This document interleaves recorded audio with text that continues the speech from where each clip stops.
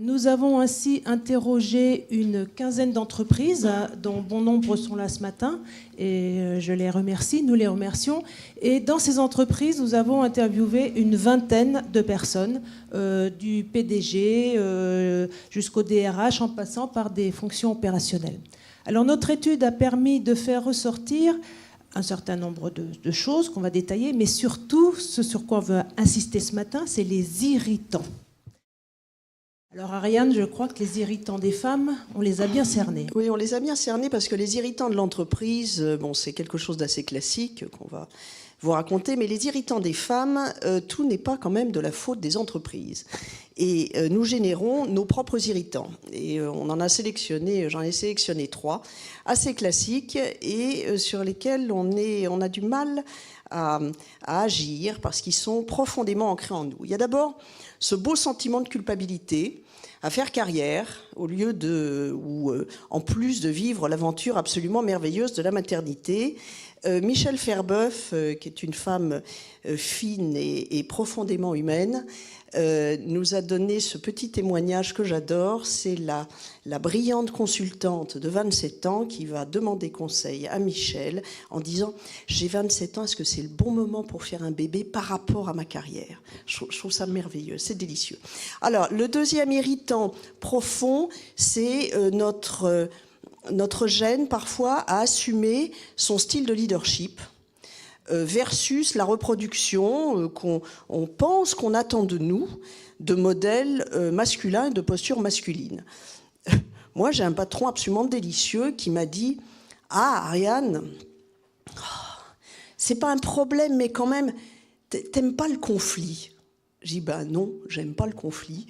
Moi, je préfère, ça me coûte probablement plus d'énergie que de hurler dans les couloirs, mais je préfère arriver à mes fins par des biais, on va dire, plus diplomatiques. Voilà.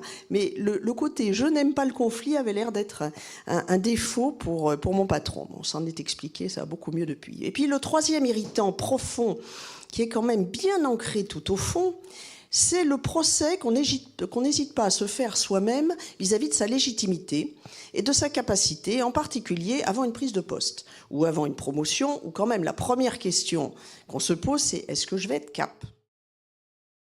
Néanmoins, il y a des points forts. Il est évident que toute démarche de réflexion sur le développement du leadership des femmes dans l'organisation doit passer par un diagnostic, les forces, les faiblesses, les attendus, les points de vue des femmes sur ces sujets.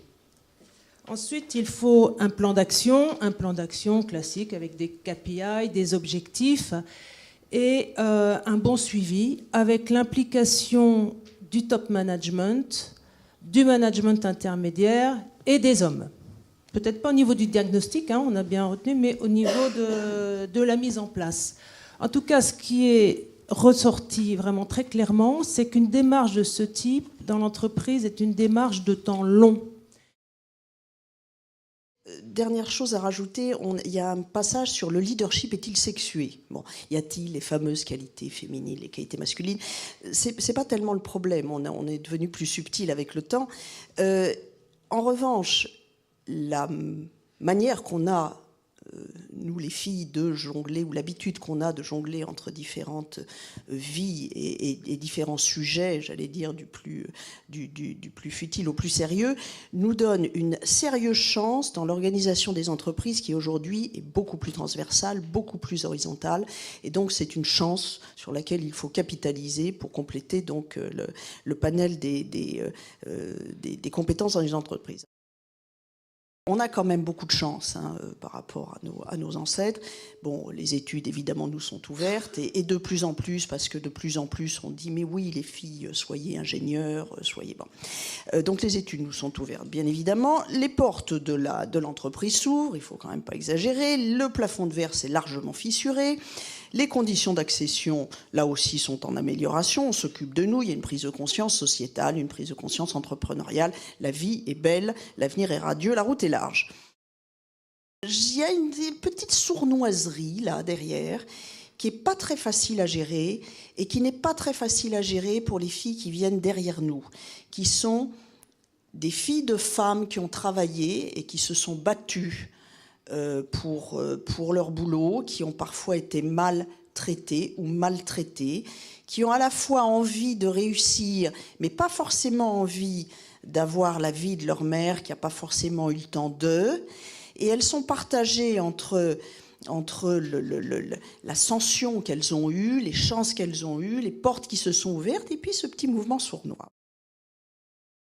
Pour ma part, un point d'étonnement très fort, c'était la difficulté d'aborder avec tous nos interviewés, ou si nous l'avons fait, de ne pas les citer sur le sujet, de la prise en considération du fait religieux dans l'entreprise. Nous avons eu des témoignages de dirigeants très impressionnants sur le frein que pouvait représenter au développement du leadership des femmes dans l'entreprise, cet élément. Mais on ne peut pas encore en parler. Et pour terminer, un peu de chiffres, une femme de plus à la direction ou au conseil, c'est 8 à 13 points de base en plus de rendement des actifs.